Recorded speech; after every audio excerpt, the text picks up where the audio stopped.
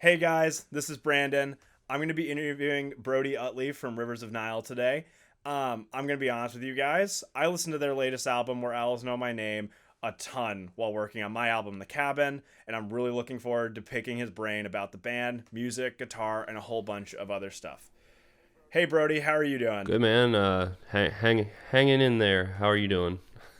I'm doing okay. The world's falling apart, but I'm going to interview a really sick guitar player today, so that's going to be cool. Oh, well, I'm glad Uh, glad to be here. All right, let's just get right into it. So when people think of musicians today, I imagine a lot of these people are thinking of the DIY dude who's just sitting around writing a solo album in his bedroom, or dudes who sit at their computer making beats. Do you see yourself doing these things in this way, or do you just work on stuff at home? Or do you prefer to work more traditionally, like writing your songs and then going to the studio and having? I know that you guys worked with Carson on Carson James Slovak, Yeah. right? On the Where Owls. So do you guys work?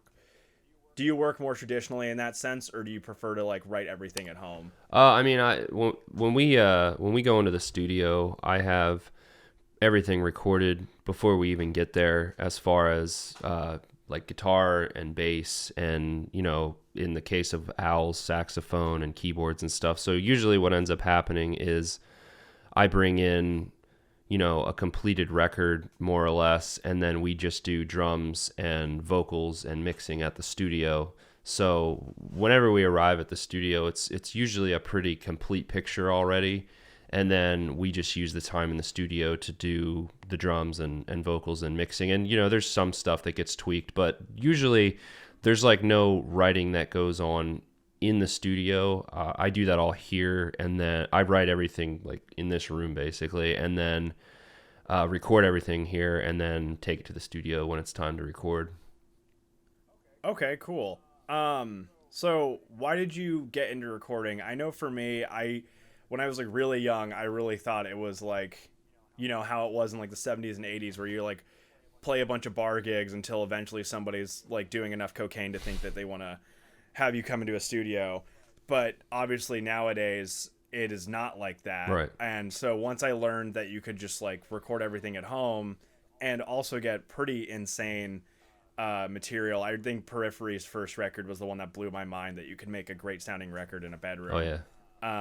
I think that's what turned me on to it. So I wonder if that was a similar sentiment that you may have had. Yeah, I mean, I would say that just that whole era around probably, I don't know, 2007 to 2010, like around the time that bedroom musicians, I guess, it was starting to become more widely known that you could make good sounding records at home.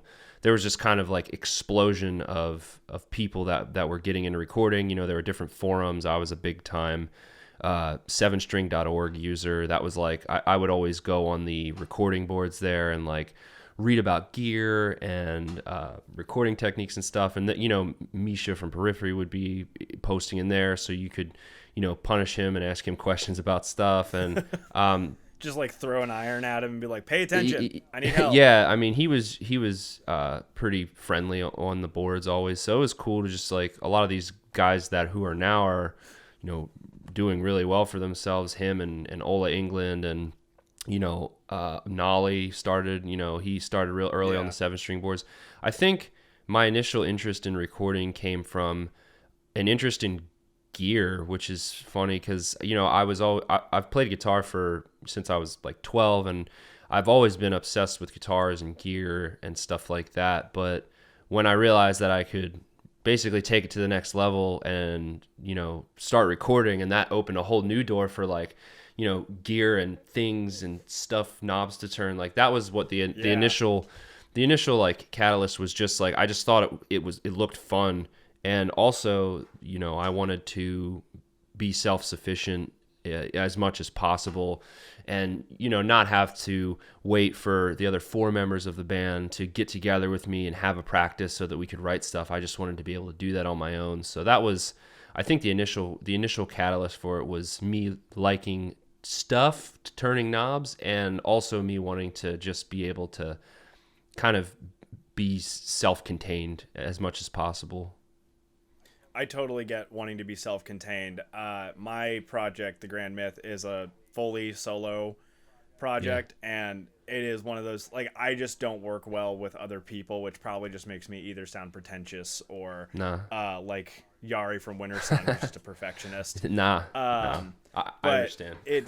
it's really like, it's really freeing having all the time in the world. I remember being like a kid when I first started playing guitar, and like the moment of like sitting in the garage and like you write all these cool riffs and then you just forget them. Mm-hmm. And like the best I could do was like record myself playing on camera. Mm-hmm. And now I feel like that same thing, just being able to do it in my bedroom and work on it as much as I want. Yeah. So it's cool to see that you had a very similar sentiment. And I agree, like the 2007 to 2010 was definitely like, that was like the era of like, people don't realize this is going to be really big and it's going to absolutely change the music industry. Big time. And going to a studio is expensive. Like the first time I went to a studio, we were there for 10 hours and it cost an arm and a leg for a bunch of like basically out of high school students too. Like, and like those recordings sounded like shit anyways, because we only did it in a day. So the fact that we can sit at home and do this by ourselves and get equally decent sounding things is awesome. I agree. So one of the things that I like to talk about on this channel is about like the idea of creativity. So from here on out, these are going to be a lot of creativity based questions. Sweet. So which I think is really cool. I don't think people ask enough in interviews. I listened to your URM podcast interview, and that was definitely one of the things I was hoping I would hear a bit more about, but they're a recording podcast. So like, what can you expect? They're really cool though. So what are some of the weirdest places / things that you found inspiration? I like to have like a clean, kind of organized area to work in.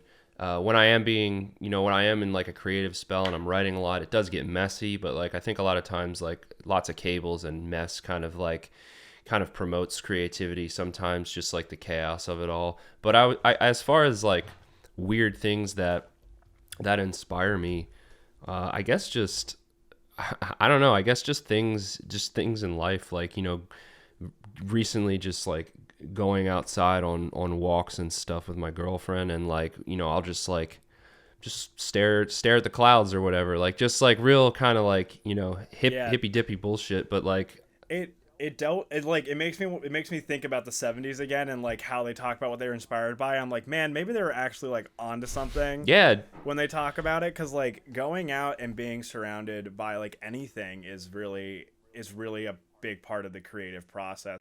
I think that I think a lot of people sit around waiting for inspiration versus like realizing that it's very much there. And when you talked about the cables everywhere, that is like totally like an image of creativity. I think it just makes everything feel like it's compressing in on itself, and it's like forcing out better and better all the time. I think that's true. And like I also think that the thing for me that I guess made the thing that seems to inspire me the most is just like real life experience, I guess. Just like for example, you know, after we released Owls, we toured a lot, and we were, you know, going to places that we had never been before, and we were away, you know, for longer than really like we had ever been before as a band. So it was like it was just a lot of input, you know, and as a result of that, the stuff that I've been writing so much more than I've ever written in my life, I think, over the last like maybe year and a half or so. And I'm pretty convinced that a lot of that has to do with the fact that, you know, after we had released Owls, you know, there was so much like, you know, real world like input, you know, like because of the stuff that we were doing as a group, you know, just like experiences and things like that were, you know, that no one outside of our band could really understand, because it wasn't happening to anybody else besides us. So like I think that was like definitely a big, even if it wasn't like an active source of inspiration, I think that it kind of triggered a lot of good writing to happen, and as a result of everything that, you know, all that stuff that we had done basically after that record came out. Right. Well, that's awesome though. I mean, I think that life is obviously that's not a hot take at all. Life is a very big part of what inspires people to make anything. Yeah. But definitely having like a shared experience with people can be one of those things that just always, like, it just changes. Like, I don't know what you experienced, so I'm not going to tell you what you experienced in anything, but I get the feeling of what you're saying, of like how it can add on to what's going on already. And it's great that you're able to be writing so much. I know you've been doing the Twitch stuff too, which is really cool. So going back, we're going to go off of that now, but also still part of that question. I'm sure you know, and I definitely know, creative burnout really fucking sucks. Yeah. So do you have any memories of like specific burnout working on any of your guys' music or music in general, and how you overcame it? Yeah. I mean, when we were writing Owls, it kind of seemed like I would write 3 songs and then I would get like pretty major writer's block.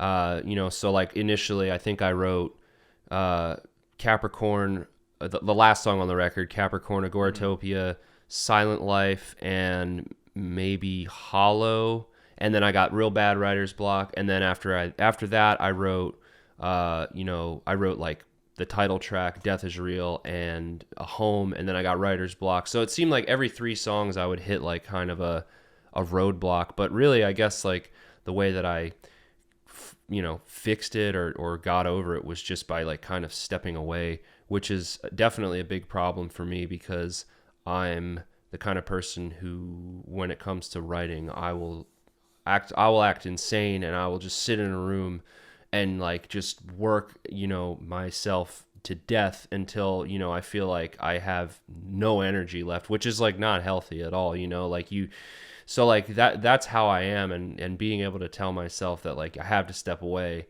was a healthy thing. And when I came back, I would always end up writing. So I would take a couple of weeks away from it.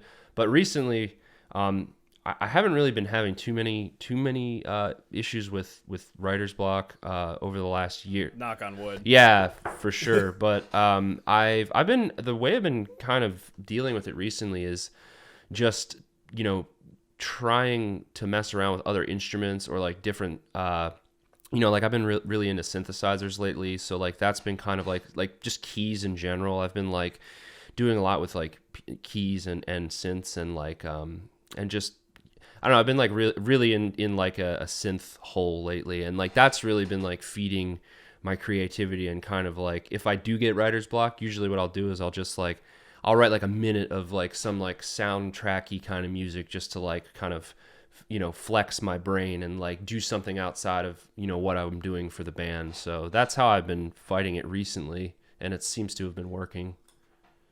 No, I get that. I know that. I mean, I loved a lot of the synth stuff on Where Owls. I remember the first song that really spoke to me on it was Terrestria 3. Oh yeah, that's. I think I messaged you about it too, and I was like, you gotta tell me how you did that. Yeah. That was just such like a cool dynamic. I mean, I know that you guys got a lot of praise for that, as like this was like the death metal record with saxophone, but I think that there was a lot more interesting stuff going on than just like having a saxophone on it. Like, I understand that it was a great texture to add, but I think that like the way you guys use synths was really cool. It was just like mind-boggling to me of like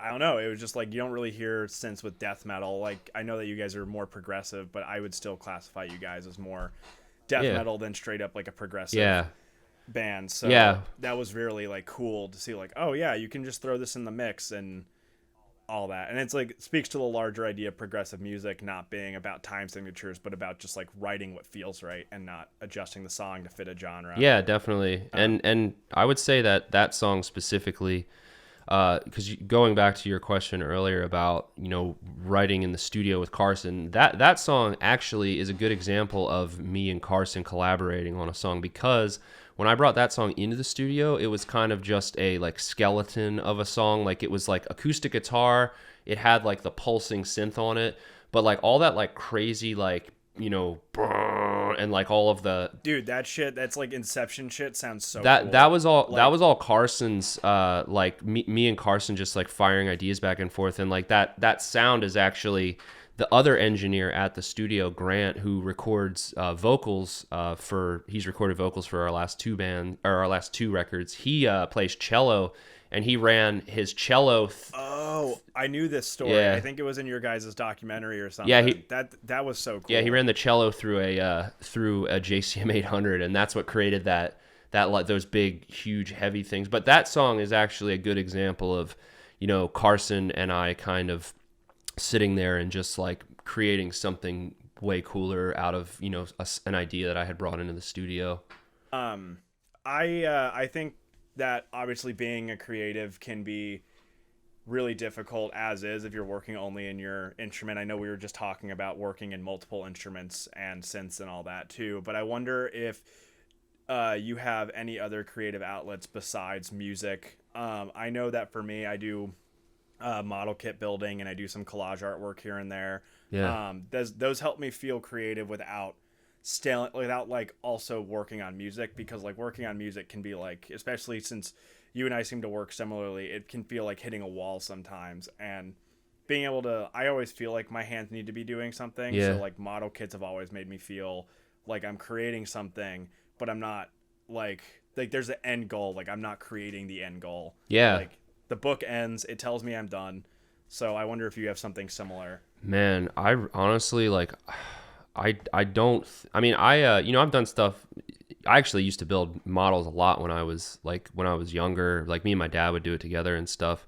But like meaning recently within like, I don't know, the last 10 years, no, I haven't really had anything outside of music, which is probably not healthy. And I should.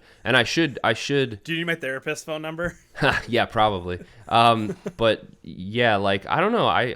Everything that I do is like somehow related to like music. Like, I mean, even like, I would say that like an outside interest that I have from music is like producing, like, and just like general like engineering of music, but that's music, you know what I mean? Like it's like, and no, not really, honestly. Like I should have something. I'm not good at, drawing or painting. Like I guess like I'm okay at like writing. Like I actually, like one of the like jobs that I have is writing for Gear Gods. So like I do write, but it's not in like any real creative way. Right.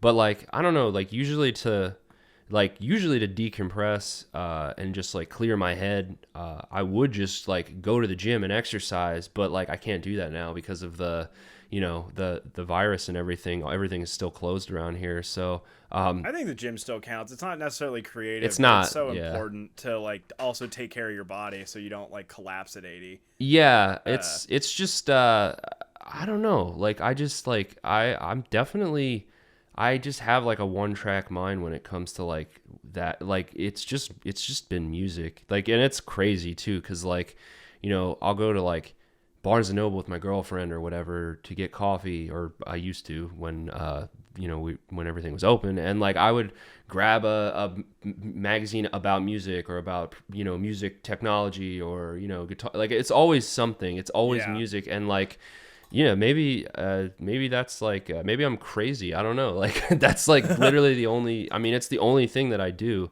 It's always somehow involved in what I'm doing, and the only other stuff that like I do is like just stuff to like clear my head from music, like I'll go mow the lawn or I'll go to the gym or go for a walk. It's weird. Like I should probably get another outlet, because it's like I'm almost 30 and I've pretty much just been doing music since I was like 16, like straight through.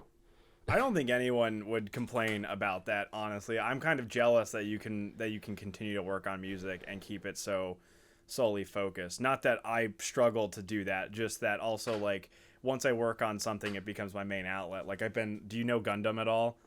I've heard, not really, but it sounds familiar. Well, it's just like a Japanese anime, giant robots beating the shit out of each other. Okay, yeah. And my friends got me into building the model kits for it. Oh, and cool. That's like I was working on one for like the first 2 months of quarantine. Nice. And then eventually I was like, I got to work on music. So I did like a Coheed and Cambria cover, but like it was only because I felt guilty that I wasn't working on music. Not because I was like struggling to stay like on task with it. Yeah, for sure. I mean, I think I think that it's funny you say that because, like, you know, I could have used this time to this quarantine time to like to get another hobby, but like instead I like got into synths, which is also musical, and I figured out Twitch, which is like is also related to music because that's what I'm doing on there. So it's like the two things that I've spent most of my time doing in this with this time are both related to music. So it's like it's never ending. So yeah, maybe I should I don't like I said, I don't think that's necessarily a bad thing by any means. This was not a question to like catch you and be like, get your shit together. No. I just like I think I mean I like you know I think about stuff like that all the time. Like am I nuts for doing this all the time? Because like I saw a actually, and this is totally out of left field here, but I saw our bass player, you know, Adam Biggs, he did a podcast with our mutual friend Jason, who plays drums for Warforged, and I listened to the episode, and he was talking about for him how like he's able to treat it like a job, like he can go and do the very best work that he possibly can, when he's on tour or when he's writing or when he's in the studio, and then he could turn it off completely and just like go be a normal dude. And it's just like not in there for me. Like it's not something I can do. And like, I don't know if that makes me, nuts or whatever, but I can't not do it. It's just like in me, I guess. I don't know. I don't, like I said, I feel more inclined with you than I do with Adam on that one, because I can't turn it off. Like even this is this is a hobby for me, but it's still music related. Like totally. This is eventually inspire something within me to do something. Like, so I'm going to skip over this next question. We're going to come back to it, but I think it goes back into something that you were talking about with Adam, and I wonder about you too. So I think a lot of people find day jobs to be really shitty. I don't necessarily believe in that. I'm a little bit in the middle. And it takes away from their time being an artist and doing what they love. Do you have a day job? And what is it? And if you don't, what was the last job you had? And when were you able to like step away and go, oh, I don't need to do this anymore. I can be self-sufficient through my music and be an artist full time. Mm-hmm. And do you believe that having a day job takes away from your ability to be creative? Well, I do have a job. I work for my dad, or with my dad or for my dad. I don't know how you want to say it, but I do, I did the same thing for the last 5 years. Yeah, I do like work on like phone lines and stuff. I work in, Baltimore and Washington DC. It's not like an everyday thing though. It's, especially now with everything that's going on, especially now with the protests, it's gotten a little more difficult to get down there consistently. But I do that. It's kind of funny that it's not funny at all, actually, that what happened. But like with this COVID, with the COVID thing, like, I was planning on having nothing to do for the rest of this year and just like be writing. That was like always the plan. And then like 5 days after we got back from our last tour on the Owl Cycle, everything closed down. So like in a lot of ways, what happened, I was like ready for this in a way. Cause like it was like, I was just planning on sitting up here and writing music, for the next year basically. And, but as far as like work and day jobs go, like I think the older I get, the more I learn to like appreciate like what having, like goes back to what we were talking about with like having something outside of music to use your brain for like when I go to work, I use that time it's a long drive. So like I listen to podcasts, I listen to music. That's my time to listen to new music. I'm outside, I work outside. So like, I don't know, like I think in certain respects, like having a day job, I mean, unless it's like something that's like totally ruining your life and like you literally don't have time or energy to like do music. I think in a lot of ways, like doing other stuff and working can, you know, bring a lot to the table, you know, creatively, because it's just like, again, it's just like life experience. And like that's what, like, to me, that's what like music is like a snapshot of who you were at any given time when, you know, a piece of music was written, and everything that you've experienced in your life up until that point is put into that music that you're writing. And part of that is, you know, going to work. And yeah, so I do have a job, but I think it's I think it's a valuable thing to work. And what I was saying about Adam was like, it wasn't like me taking a shot at him or anything. Like, it's just like I actually like respect that, like, he's able to do that, and that people are able to do that. That is a level of control I wish I could have. I can't. Fuck this. I'm not picking up the bass today. I'm good. No, I can't do it. I mean, like, I'll go for stretches of time where like I won't pick up the guitar necessarily, but like I'm always doing something like musically, and like, you know, and I feel like going to what you're saying about podcasts, like even listening to a podcast can feel inspirational for music too. Oh yeah. Like I listen to Last Podcast on the Left a lot, and like some of the shit they talk about can definitely like inspire things. And I think maybe going a bit further, like listening to like I listen to a bunch of like creepy like paranormal podcasts and shit. And, like that always like puts me in the mood of like this is what I want to be in right now. Like I think you watch Joe Rogan. I think you've shared on Facebook. Yeah, I know that Joe Rogan I know a lot of artists who watch Joe Rogan. Like, so yeah, he you know what, like, I just like, I don't know, I like listening to podcasts that have people on them who like have their shit together, basically, because it's like inspiring to me to be like, oh well, like, even though like my life's nothing like that guy, like maybe I can like sort of like, you know, like learn something from him or whatever. Like I don't know, yeah, I think that like a lot of the time that I spend working in a lot of ways is mental health time for me, because I spend so much time sitting right here and in this room and like ignoring other things that I should be doing, or you know, people I should be hanging out with to like do music. So in certain respects, the fact that I'm always doing music, it's kind of, you know, it's kind of made me ignore certain things about my personality, maybe that like I should be working on. And like listening to podcasts with people that have their shit together, more or less, it's inspiring to me to like maybe want to make a positive change, you know, in my life, I guess. I think that's something I got out of the URM podcast when I was listening to that. Oh, cool. Was like hearing a bunch of artists talk about what it's like to be an artist. It definitely, like, I didn't go in thinking like, oh, they're going to tell me how to get rich recording people, but it was like how do these people subsist every day? Yeah. And how do they like, and like these are like successful people who are also musicians. Like they are like, I think it's interesting. And I think I.L. Levy and Joel Weinasek and oh my god, I'm blanking. Joey Sturgis. Joey Sturgis. Sorry, man. If you ever watch this, I'm so sorry. I think those guys are like the epitome of like what like the apex musician eventually becomes, which is like a businessman who turned their art into something that they do every day. Yeah. And I think that's like, I imagine for a lot of artists, like that's what we want, is to, at the end of the day, know that we're getting paid to do what we love. Yeah. Because like that was something that they never told me in school, was that if you become a musician, you're fucked. Yeah.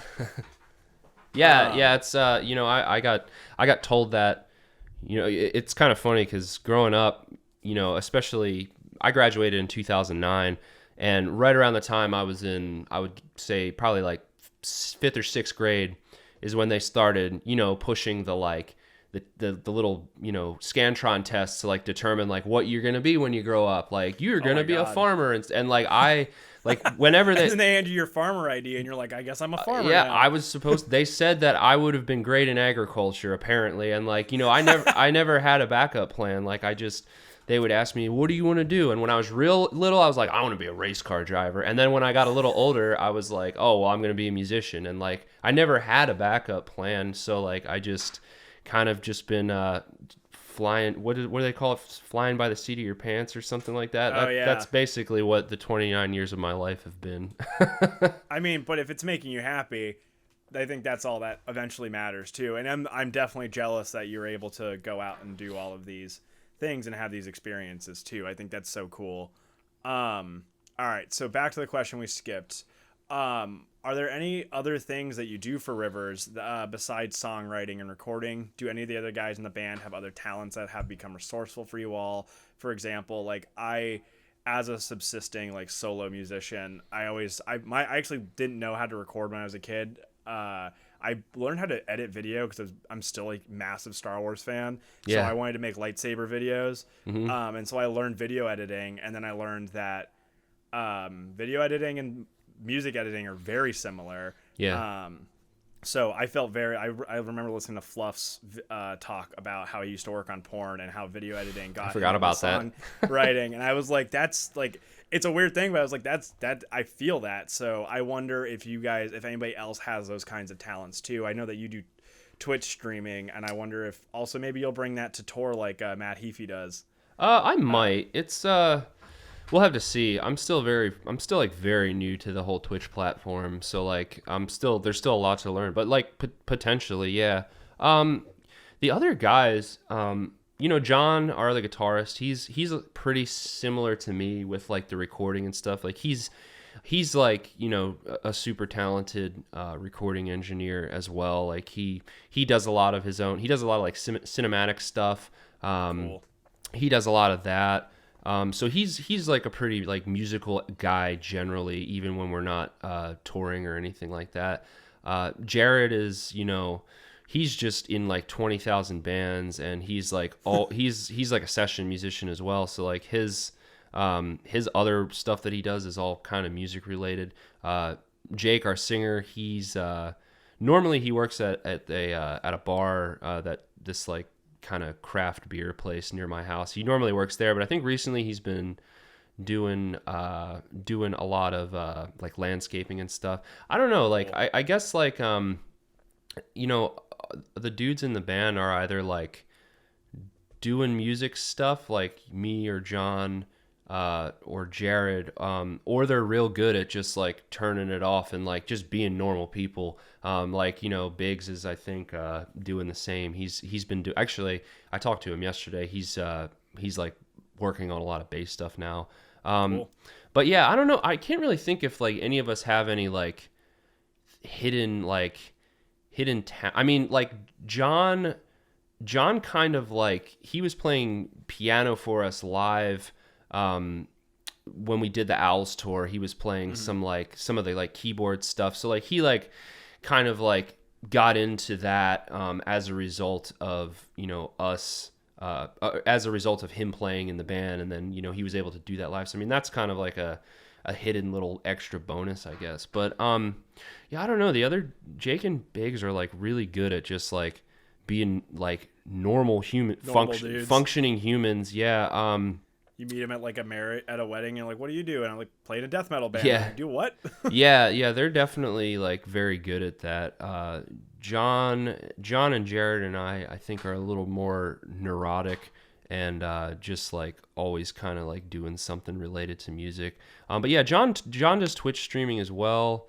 I think Jared's trying to do that. Jared's actually trying to get into recording as well. I helped him set Cubase up and stuff, so he's gonna start learning a little bit about that and hopefully start recording himself. So yeah, I mean, I think this time right now, with everybody just being at home, has it's kind of like forced a lot of people in the music industry to like look at their skill set and be like, oh, well, like if this just went on forever, would I like know how to survive? Would I like know how to record myself? Would I know how to operate a camera? Would I know how to, set up a live stream? Like, and a lot of dudes, the answer is no. So like, I think it's kind of inspired a lot of people, guys in my band included, to like, start learning some new stuff, for the future. So I don't know if that really answered your question, but like, yeah, that's like the closest thing that I can come up with.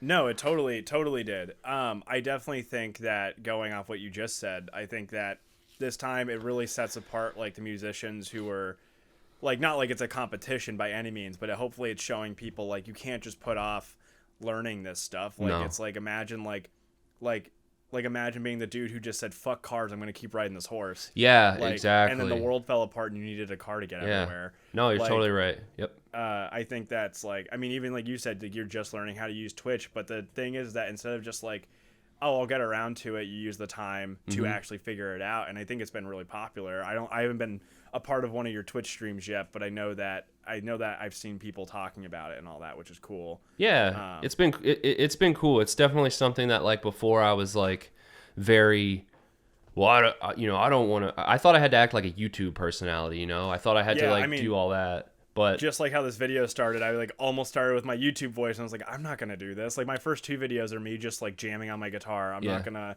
put on a voice for these people. That's the thing that I kind of realized about Twitch is that, you know, similar to Instagram or whatever other web social media platform you use, you can kind of like make that site you can make your Instagram however you want to make it, reflect your personality or whatever. And I think Twitch is the same way. And I think Twitch is a bit more welcoming as long as you don't go down like the video game world where there is like a hierarchy and all that. But like the music area of Twitch is very underutilized, I think. No, that's what I meant was like I just mean like like on Instagram, for example, you can post pictures of whatever you want to post pictures of and make your site like reflect your personality. Right. I understand what you're saying. Twitch is like to me the same way because like I said, I thought I had to be, you know, this big like, hey guys, don't forget to like and subscribe, which is like not my personality at all. But I've realized that I can just basically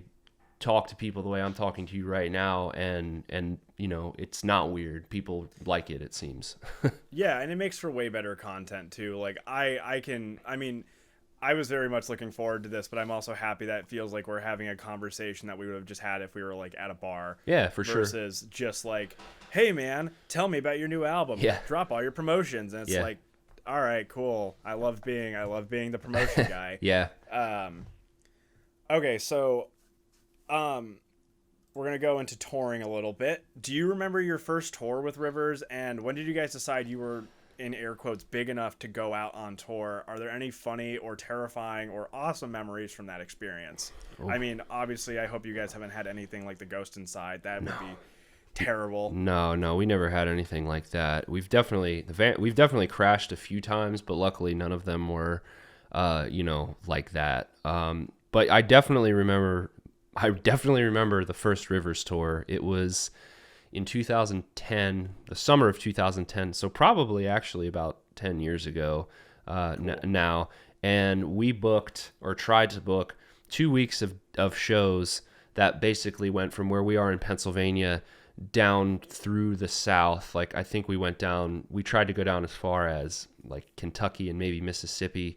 And, you know, I think we got maybe 5 of the 14 shows actually booked. So we played like 5 or 6 shows and then had 2 weeks off. And then we had the last show that was in like New York or something. And it was, we bought this van for it, and it was, you know, it was horrible. We didn't have a trailer. Like there was 5 of us all just sleeping in a van in the South in like the middle of the summer with like, we didn't want to run the air conditioning because we didn't want to spend more gas than we had to because we were all paying for the gas out of our own pockets. And but it, you know, it was very, you know, at the time it was like, you know, very uncomfortable, I guess. But like, I don't know, when I look back on that, I still look back on it as like a super fun time because we were just like cruising around in the van with like no one had any expectations on us, and we were just like being idiots, just like drinking beer and playing metal and yelling and just being dummies basically and having fun. So yeah, that was the first Rivers tour. But any crazy stories? I mean, we one time we were in Canada. The van went off the side of the road. It was snowing. The trailer flew around, hit the back of the van. It was like pretty scary, but like everyone was fine. And I don't know. I can't really think of any super, or even from like more recent tours or anything. I know people love tour stories. Like those are. Well, I mean, one time recently, it's not really like a funny story or anything, but it's like kind of nuts. Our other guitarist John, when we were doing our most recent we did a headlining tour for Owls in Europe and the United Kingdom, and we at the tail end of that tour, it was in London. We were in London, and that show was sold out. I think it had like over 500 pre-sales. It was like a super big, important show for us. And our other guitarist, John, woke up that morning with a nosebleed from like, I guess like he had one of these before where like he has like some kind of like exposed like vein or something in his sinuses that like if the air we were on a bus and the air was really dry, it like ruptured the inside of it. Like he doesn't do drugs or anything, I should say that as well, but yeah, like somebody out there is going, I bet it was coke. It was coke. No, he doesn't do drugs or anything. And he woke up and his nose was like bleeding like a faucet, and like it wouldn't stop, and like he started getting lightheaded, and he like almost passed out. So like we had to have him rushed to the hospital in London, and he like missed the last 4 or 5 dates, and like 3 out of the 5 of those were sold out shows, and I had to play that whole record by myself with no backing tracks, and that was like oh my god, super scary, because like I was just like way out front, because I was the only guitar player. It was just like turn Brody way up, and like here I am, we're playing these sold out shows, and I'm like the only guitar player, and it's a highly textured album. There's a lot of shit going on. Yeah, I mean yeah. We had like the backing tracks for like the atmospheric stuff, but like as far as like rhythm tracks, like it was just me. So like when I would play a solo, it was just me and Biggs on bass. So it was like very nerve-wracking for sure. But he's fine now, and that's all good. But that was pretty crazy. That was like yeah, that sounds like something out of a horror movie for the first part. Just like waking up and you're bleeding that much. Yeah, it was scary. And we were in another country whose healthcare system we didn't understand. So like we didn't know, well, what do you do? Do you just go there? Because you're American, like what do you do? We didn't know. So luckily one of the people that worked at the venue was nice enough to go with him. Being that they're a citizen of England, they knew how the system worked, and they took him there, for us basically, and stayed with him while we, did the show. So it was cool of them to do that. But yeah, that was a very stressful thing for me. And the worst part of it was that after the London show, he came back onto the bus, and we thought that he was going to be fine then. He had been discharged from the hospital. He's on the bus for 5 minutes and his nose starts bleeding again. And then we had to call an Uber and have them pick him up on the side of the road and take him to the hospital. And we basically just left him at the hospital in London until, 5 days later when he met us at the airport. So it was pretty wild. Oh my God. That is so terrible. I'm glad he's okay. Holy shit. Yeah, it was bad, but they basically I guess they went up in there and cauterized it. Holy shit. Yeah. So it was, yeah, it's funny because John's he's the most happy-go-lucky dude in the band, and he always has the worst stuff happening to him. Oh my God, that's the plight. Yeah, it was pretty crazy though. That was one of the more stressful things I've ever experienced on a tour for sure. So I know the old world of recording labels and record labels is clearly dying. So what are some skills that you think every musician should have in the current world, which I guess we already talked about a little bit, but maybe we can extrapolate a little bit further on it?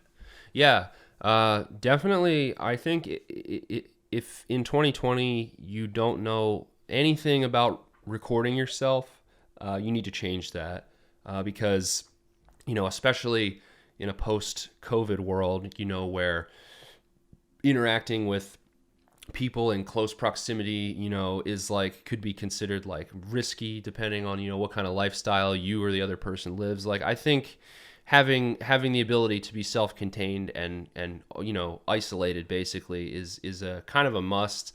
Just and especially not to make this about COVID, because I don't want to do that because everyone's just being beat over the head with it in the news. But I think just generally it would be if you should at the very least be able to just plug your instrument into a recording program and record it and then send it to someone else to make it sound good. But as long as you can record yourself, I think that's you got to be able to do it. I think that just being able to record yourself at bare minimum is a requirement at this point, and having a general understanding of how social media works is a pretty much a no-brainer. And I would say that, the more you know about recording and the better you are at mixing and editing and stuff, the more it's going to help you because, budgets, if you have a budget from a label at all, budgets are way smaller these days than they were in, even 2005, right? They're way smaller. So the more stuff that your band can get done on their own before they hit the studio, the more money you're going to save and the more you're going to be able to do with what money you have. Like I said, I record all the guitars and the bass and stuff here. And I would imagine that we probably end up saving like $3,000 on each record because I do that at my house. You know what I mean? Especially, I don't know how Carson charges, but I know a lot of studios still do it by the hour. And like, I think he does by the day, but I'm not sure. But yeah. Okay.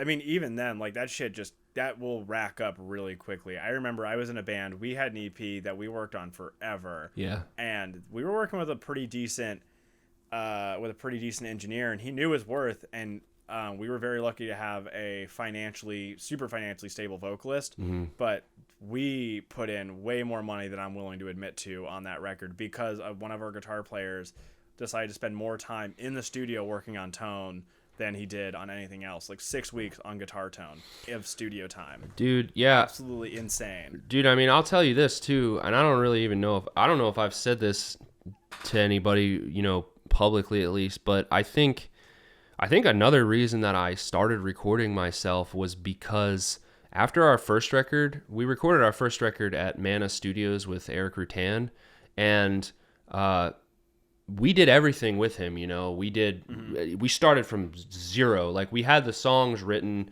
but like we recorded everything with him. And like we ended up having to spend probably close to $3,000 of our own money on top of what the record label had given us to do that record. And after that, I was just like I love that experience. I love Eric. That record is like obviously, a part of the band's history. But after that experience, we like drove to Florida, paid all this money out of our own pockets to get gas, stay at hotels, eat food for a month, and then record this record. And I just like, after that record, I was like, I could just like do this stuff at home, and then like we could go record with Carson. He lives like a half hour up the street, and we'll just like, it's like, why wouldn't we do that? And that, I think in a lot of ways, that first record kind of kicked me in the ass and it made me realize like, hey, like, that was great, but considering the current times and the current financial situation of the industry and everything, like I should probably figure this out so that like we can like keep this like under budget next time, Yeah, I mean, and like I think just like how money can fuck up any marriage, like money can fuck up a band easily too, yeah, especially if people aren't putting in their fair amount, or like the fact that like a lot of musicians generally don't have like 6-figure incomes, and even if they do, that means they don't have 6 days out of the week to give to the band either. So like you gotta figure out a way to like dedicate your time. Like I know for me, I set aside 4 hours a day to keep working on music every day minimum, and I think that I can't even count how much money it probably has saved me. Yeah, because even though being in the studio is like this really like it's like this really awesome experience, and it's like really creative, and you're like surrounded by all this cool gear. Yeah. None of that means shit when you don't own it. Like, no, it is. I know exactly what you mean. It's super inspiring to be in the studio because all the stuff's around you. You're like in the creative, place, and it's great. But it's, yeah, man. Like, I kind of goes back to what we were saying earlier. Where it's like just make your own creative space. Yeah, exactly, and save yourself, a bunch of money. That's the whole point of this video, some money-saving tips. Yeah, exactly. All right, so I think that DIY musicians, artists, creatives aren't going to go away, and every day there's more and more content coming. Mm-hmm. Do you think with the overwhelming access to industry-standard tools like Pro Tools and Cubase and Melodyne, is that for the better or for the worse? And what do you think of the bedroom artists and projects? I mean, I think that... I don't know. Here's my thoughts on all that. Like, and this is kind of like reaching a little far, but like, when you see someone who's like had like facial work done, like plastic surgery, like even if it's not obvious that they've had it done, like your brain as a human just like recognizes that as like, huh, Yeah, they there's got like the lips. The lips are always like a dead giveaway. Botox lips. yeah, I mean, like your brain just like knows as a human being like something is like weird about that. So like I think as far as like the over like editing and overdoing of stuff, like I think most people and I'm not really speaking for like huge pop, artists or whatever like that, but I think most people are able to recognize when like there's a legitimate talent, you know what I mean? Yeah. Like I feel like there's only you can like fake your guitar parts with Guitar Pro, and you can do like all that stuff to a certain extent, but I think eventually people as humans we have this ability to recognize like what's not like what's just off, I guess. So like I think that as far as that side of it goes, like I think that like people who are actual like really good at what they do, they shine no matter what. And I think that people are able to recognize like the fake stuff, but at the same time I do think, and this is kind of a reach as well, but I think that because of such things as like super quantized drums and like super like punched guitars and like MIDI bass that sounds completely inhuman, like on like a lot of these like crazy tech death records and stuff like that, I think younger kids hear that stuff, kids who don't necessarily know about the technology behind creating that stuff yet, these kids hear that stuff and they go like, oh well, that must be a real player, so they're going to try to sound like that, and in turn you're going to have like all these kids that are just like playing like computers because they think that like that's not edited, but they're playing like that in real life. So like I honestly, when I heard your drummer on Owls, that's what I was thinking of a lot, was like, oh my god, this guy grew up on like edited drums, because he's fucking amazing. Yeah, dude, it's like, I mean, I don't know, there's this guy Sims Cashin. I don't know if I know Sims. Yeah, I don't know him, but I know Sims. He's fucking dude. Awesome. He's a great example of like a kid who grew up. Like he was a kid when Planetary Duality came out, right? Like I was probably 16 or 17. He was probably like 8 or 9, right? So like when he heard that shit, he was like, he probably just thought that was like, a heavy metal record that like 4-5 people played, and he just learned how to play guitar based on hearing that like super tightly edited sound, right? And now he's like a monster, right? So I mean, you even get Justin McKinney, who is already a monster of a guitar player, and he's probably like your age too, my age or anything. Like you get these people. I mean, I grew up. Dragon Force is still like my favorite band of all time, and like they're like a band who was like, I was like, anybody can do that, and then everybody ripped on them, and then 10 years later there are people who can just play circles around the dudes in Dragon Force. Oh yeah, it's crazy. Like I mean, I remember when like Jeff Loomis was like the best guitar player. Jeff Loomis ever. Is so cool, but he's still I have a fun story about him where I was supposed to play with my first band with him, and then the show got canceled because of the fire marshal. Yeah. So I went and bought the entire tour water while I had to sit in the Vegas sun. And Jeff was so cool the entire time. Like he did not seem like he was upset about it at all. He was like, whatever. Yeah, no, he's crazy, man. Like, dude, it's like my point with him was that I remember in like 2005 or 2006, whenever this Godless Endeavor came out, from Nevermore, like I remember hearing those guitar solos and being like, what? Like, how is that even possible? And then like along comes like Jason Richardson, who was like a young kid then, and he sounds like his real playing in real life sounds like a computer, like every note is punched in, but he's really playing it. You know what I mean? He's so good. Yeah. He's unbelievable. Yeah. But that's so like, I think to answer your question in short is to say that as far as like people like faking it with all the technology that's available to everyone now, I think people still recognize like true what's the word I'm looking for? Just sincere artistry. I think people still are able to identify that as human beings, but I do think that the bands that are out there like maybe faking it a little bit, they're kind of inspiring a new generation of kids to just think that that's what music sounds like, and you're going to have these kids, in 10 years who are, they're going to make the best players now look like idiots. You know what I mean? Because I can imagine like how many musicians were born from the insanity of Necrophagist. Yeah, exactly.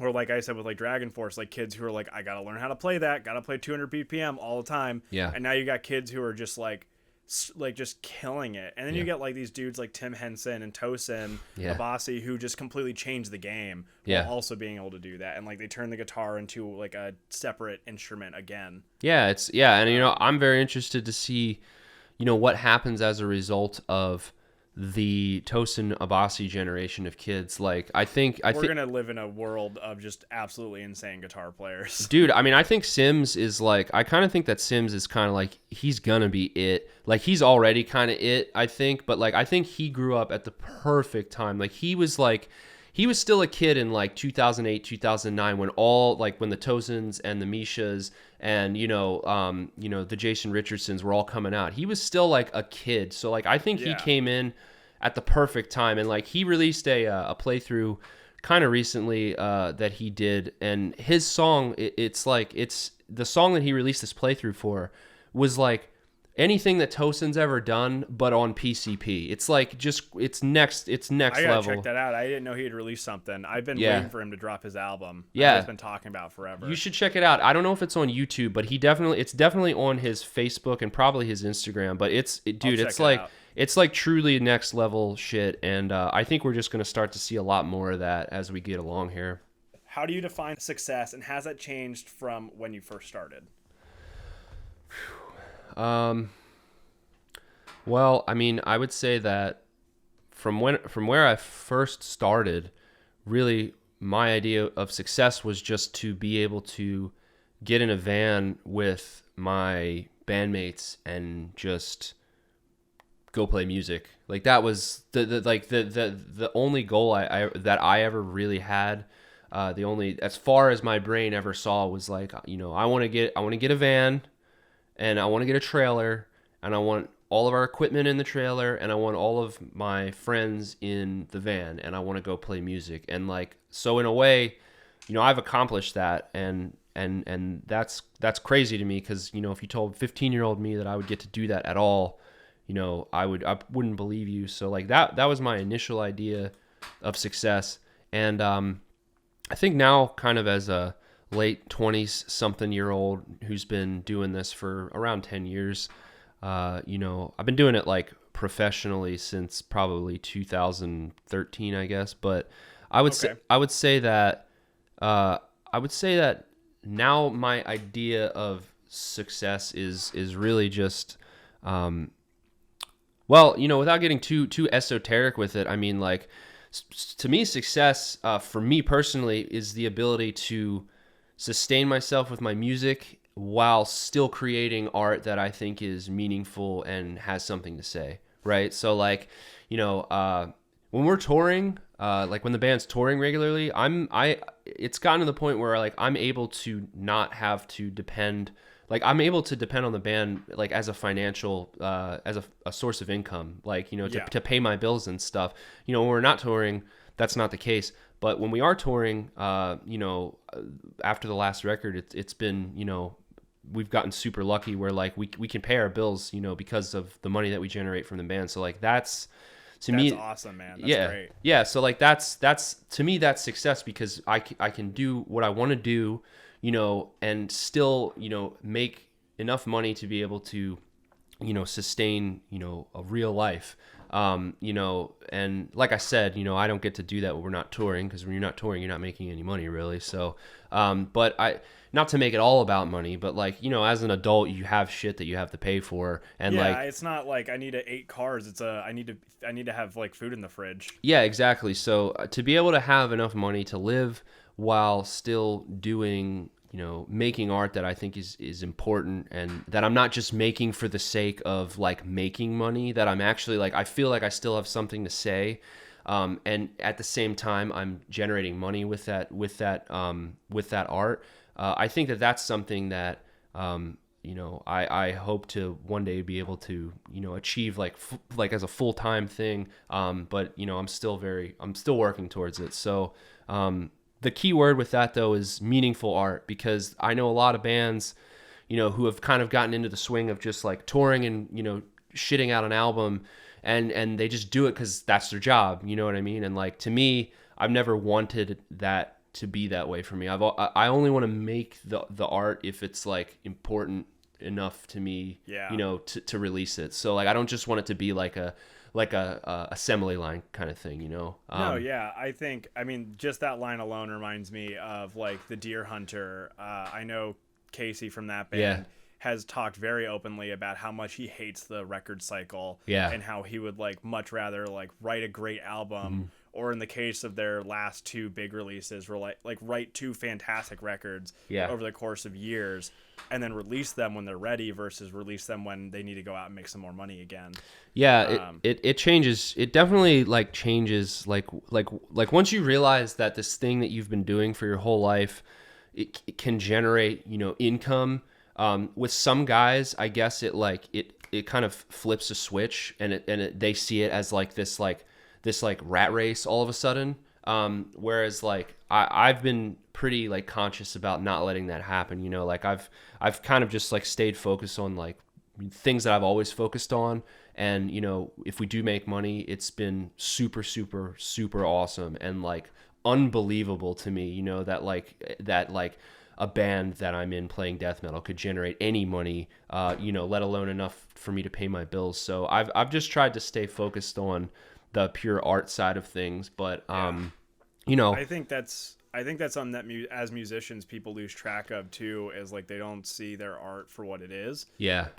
And you end up getting people who just go, oh, I could write like 8 cool riffs and then write like a song based around those, and then I'll go back out on tour. Yeah. And I'll play most of my good songs and 5 songs from the new record and rinse and repeat. Yeah. And like you can totally tell like the quality is like there's a definite quality shift as well. But I think it's important that, especially with this next generation of musicians who can make music as much as they want without any financial restraint, theoretically, that they also remember like this is still an art form, and you should not necessarily like not trying to like gatekeep it, but just remember like you gotta express yourself. At the end of the day, you have to like don't like write about what the dude from Trapped is doing and make a song about it. Like write something that speaks to you. I know that was one of the things that has spoken to me about every one of my favorite artists, and with Where Owls Know My Name was like how earnest it existed, and it's just great that it's great that because of how great all these people are and how they can express themselves, they can make money doing it too. Yeah, I think that's important. I think Devin Townsend has a really good outlook on that. Oh stuff too. yeah, I don't think Devin Townsend has released a record that I would consider bad by any means. Just some that. This is the last one. This one's gonna be a fun question. Maybe it won't be funny, as we already learned. My jokes don't land. Do you think any of us are ever gonna write an album as good as Dream Theater's Scenes from a Memory Part 2? Or is everything added to metal since October 26th, 1999 just bullshit? It might be bullshit, but I'm an images and words guy, unfortunately. So, but yeah, great album as well. Those Dream Theater guys are gonna do something big one day. Yeah, and that new one was very, very sick as well. I don't know if you checked that out. Oh, I hadn't listened to it. It's cool. I liked it a lot. I know. When I heard Metropolis Part 2 for the first time, I was like absolutely dumbfounded that you could write music like that. That riff, the first time I heard that. Oh my god! I was like, that's like Pantera but prog. Like I didn't know it.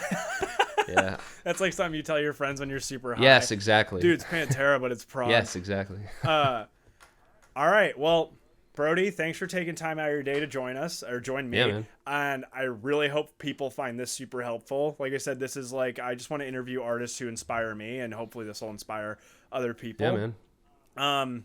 And maybe we'll get lucky and some dude in camo pants will tell us that we're a bunch of posers. Yeah, I hope so. Do you... He might like your hat. The camo Nike hat for sure. Do you have anything that you want to plug? Just check out. I'm on Twitch. Brody underscore of OV or no OF Brody of Nihil. Brody underscore of underscore Nihil. That's my Twitch handle. I do streams on there a couple of times a week. Yeah, not really a whole lot to report on the band front right now, since we're just kind of like sneaking around in the darkness. So yeah, just check me out on Twitch. I'm doing a lot of stuff on there, so that's about it. All right, thanks guys. We'll catch you next week, and keep being creative.